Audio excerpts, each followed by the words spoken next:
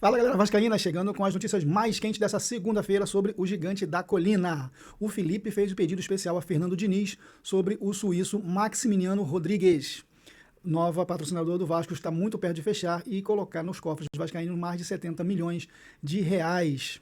Paulo Henrique pode estar rumo ao futebol italiano e os turcos vêm com tudo para levar o Lucas Piton. Galera, essa e outras notícias sobre o nosso Gigante da Colina. Esse é o canal Papo de Vasco, um espaço para você que é vascaíno, que ama o Gigante da Colina, trazer aí, deixar sua opinião, conversar, bater papo, e aqui estamos como torcedor do Vasco. Não sou jornalista, não fiz faculdade de jornalismo, sou um vascaíno igual a você, interessado sobre os assuntos do Vasco da Gama, e quero trazer para você as notícias, informações e gerar esse debate, gerar reflexão, pensar um pouco, falar um pouco, comentar um pouco sobre o Gigante da Colina. Então vamos à primeira notícia que eu quero trazer, é sobre Lucas Piton, o lateral esquerdo que questionável, galera. Lucas Piton, para mim, é um lateral esquerdo questionável no Vasco, muita qualidade técnica, foi muito importante, inclusive fazendo gols importantes para o Vasco, dando passes importantes para o Verratti, mas eu acho que é um jogador negociável sim, porque muita gente, eu já falei isso no vídeo anterior, quando o Pumita assumiu a lateral esquerda de forma improvisada pela lesão do Piton, muita gente achou melhor as atuações do Pumita, especialmente nessa reta final aí de Copa do Brasil, do que o que vinha apresentando o Lucas Piton. E o Vasco quer 7 milhões de euros para deixar ir aí o lateral esquerdo, que é jovem, é um jogador de qualidade, porém, para mim a grande deficiência do Piton é a parte defensiva. Ele no jogo aéreo defensivo, ele é muito ruim, muito ruim. Já sofremos vários gols de bola aérea aí nas costas do Piton. Sem contar que para recompor também ele é muito fraco. No 1 contra 1 ali, ele é muito facilmente batido. Muitas das vezes o ponta adversário conseguiu passar facilmente por ele para fazer o cruzamento, para iniciar uma jogada de gol. Agora, claro que o Vasco vai ter que usar esse dinheiro, caso se concretize essa negociação, para trazer pelo menos 2 laterais esquerdos, porque o Vasco hoje é a verdade que não tem um jogador reserva à altura. Tanto é que quando o Piton se machucou, o Pumita teve que assumir a lateral esquerda. Isso é um problema, mas vamos aguardar as cenas dos próximos capítulos. Outra informação para trazer para você é sobre o Maximiliano Domingues. Eu já falar do Rodrigues, né? Domingues, o suíço que chegou ao Vasco em 2025. Na minha opinião, é um jogador nota 5, um jogador nota 6, mas é muito honesto no sentido de entrega, de dedicação, de correr, de se dedicar. E o Felipe, que faz parte aí da diretoria do Vasco, pediu ao Fernando Diniz que desse mais oportunidades ao suíço nessa temporada. Galera, eu acho temerário, eu me preocupo com isso, porque pode ser que dê certo, mas eu preferia ver o Vasco trazendo um jogador de mais qualidade do que o Maxime. Eu acho que esse jogador, ele é aquele jogador batalhador, honesto, mas ele não vai ter a qualidade técnica de decidir o jogo.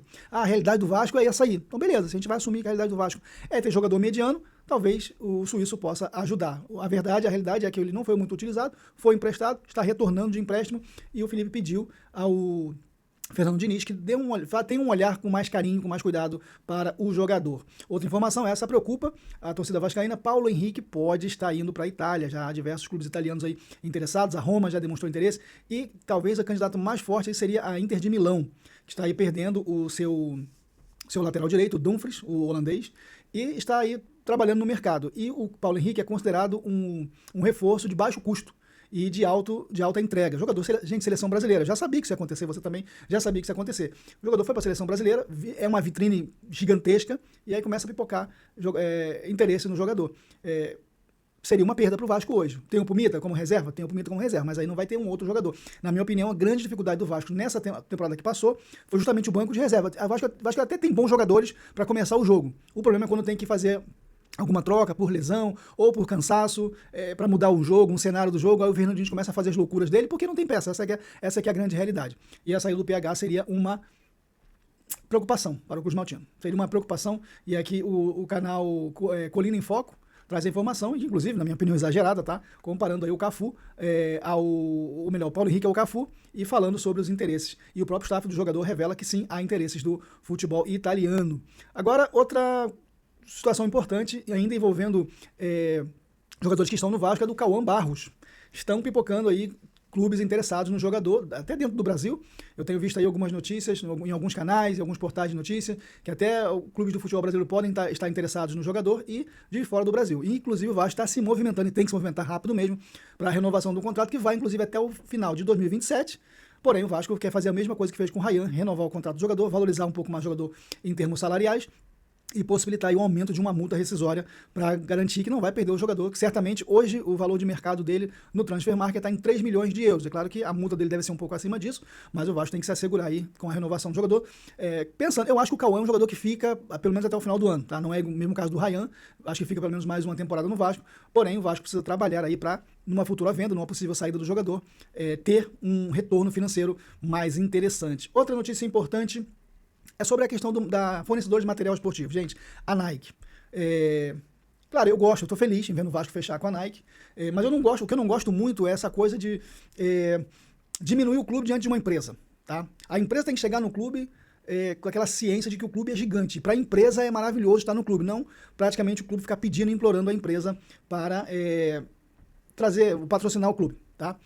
Não gosto muito dessa postura de muitos dirigentes do Vasco, até de muitos torcedores do Vasco, nesse sentido, tá bom? Não estou desvalorizando o trabalho do Pedrinho em cima disso, não estou desvalorizando aqueles torcedores que estão felizes, eu também estou com o patrocínio de uma marca global, como é a Nike. O Vasco, já tivemos Champs patrocinando o Vasco, né? Quem já teve Champs, desculpa, todo respeito à empresa, que no momento de dificuldade do Vasco esteve ali, acolheu, abraçou, mas o Vasco merece mais do que isso. Essa que é a verdade. Só que aí, muito se falou que agora o Vasco vai se tornar uma marca, a Nike vai levar o Vasco de forma global. Não é bem assim. Eu vou mostrar na tela para vocês aqui um esclarecimento aqui sobre essa questão.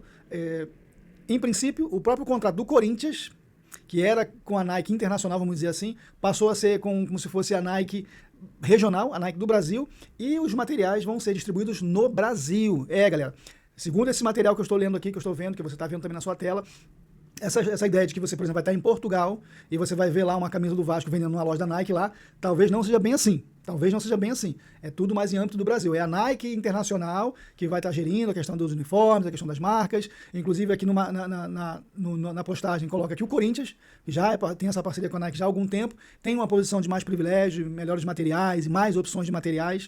E isso é uma construção que não se faz da noite para o dia, é verdade, mas eles vão ver, já viram na questão da postagem do anúncio, que o Vasco é outra história, o Vasco é outro patamar de mobilização, de engajamento. Mas, em princípio, melhor dizendo, tudo ok, tudo jóia, show de bola, Nike. Detestei esse material provisório para a Copinha, tá? Para mim, não gostei, não achei bonito. Me pareceu um material um pouco relaxado, para ser honesto. Mas, enfim, vamos aguardar aí o lançamento do material oficial, do profissional. Mas não é, em princípio, não é essa ideia de global. Agora você vai lá nos Estados Unidos, você vai encontrar a camisa do Vasco, ou você vai encontrar na Espanha, na Alemanha. Não é bem assim. Em princípio, pelo que eu estou entendendo, pode ser que eu esteja errado, mas, em princípio, as coisas não são bem assim. Vamos lá, temos outro assunto para falar, muito importante, é sobre a EnergyBet. Galera, o novo patrocínio master do Vasco pode ser uma outra bet, EnergyBet, muito se falou da 01Bet, mas pode ser a EnergyBet, e essa sim trazendo aí um patrocínio que pode chegar a 70 milhões de reais num ano, com metas alcançáveis, não com as metas da Betfair, que falava de campeão de Libertadores, se o Vasco não estava nem na Libertadores. É igual aqueles planos de saúde que te dá cobertura, você é homem, né, por exemplo, aí tá lá na sua cobertura, faz realização de parto. Eles te cobram para poder cobrir, para fazer a cobertura de um eventual parto, mas você é homem, você não tem, né? Você não tem bebê, você não vai para a maternidade.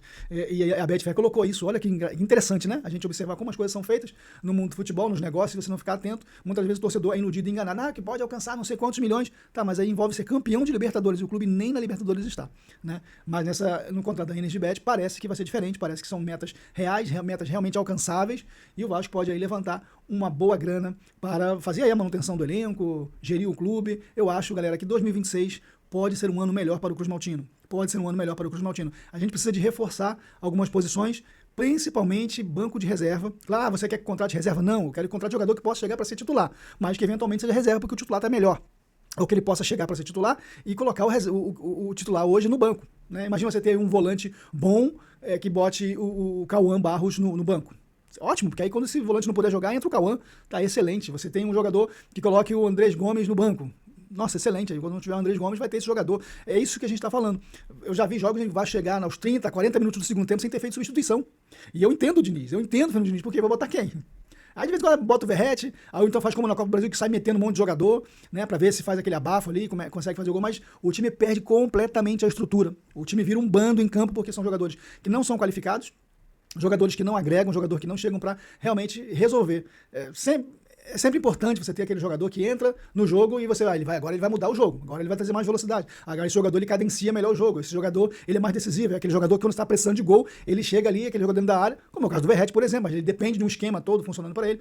Eu acho que o Vasco, esse ano 2025, ele terminou a temporada com 11 jogadores bons, jogadores ok, jogadores ali que entregam bem, só que você vê que quando começa a fazer substituição, é aí que está o grande problema. Então o Vasco precisava contratar, na minha opinião, pelo menos 2 zagueiros, precisava contratar pelo menos um lateral esquerdo, caso o PH permaneça, o Mita já renovou o contrato, precisava contratar 2 volantes, precisava contratar mais atacantes, e mais um meia para fazer ali a vez com o Felipe Coutinho, que aliás eu vou fazer um vídeo depois falando sobre o Felipe Coutinho, que eu penso é um pouco polêmico, talvez muitos vascaínos não concordem comigo, mas fica para um próximo vídeo. Muito obrigado por você ter ficado até aqui no vídeo, eu espero que dê aquela moral pra gente, se inscreve no canal, deixe seu like, compartilhe esse vídeo com outros vascaínos, isso ajuda muito a gente aqui no canal. E se você quer comprar alguma coisa na Shopee, no Mercado Livre, você quer comprar na Magazine Luiza, alguma coisa, geladeira, fogão, televisão, qualquer coisa, entra no link aí do amigo, a gente tem aí um link com vários produtos que a gente prioriza colocar produtos do Vasco, mas através desse link você pode ir lá na ferramenta de busca da plataforma que você estiver entrando, seja ela Magazine Luiza, seja Netshoes, seja Mercado Livre, seja Shopee, e aí você busca lá o que você quer, compra, você dá aquela moral pro seu amigo vascaíno. Então é isso, galera, muito obrigado por ter ficado até o final,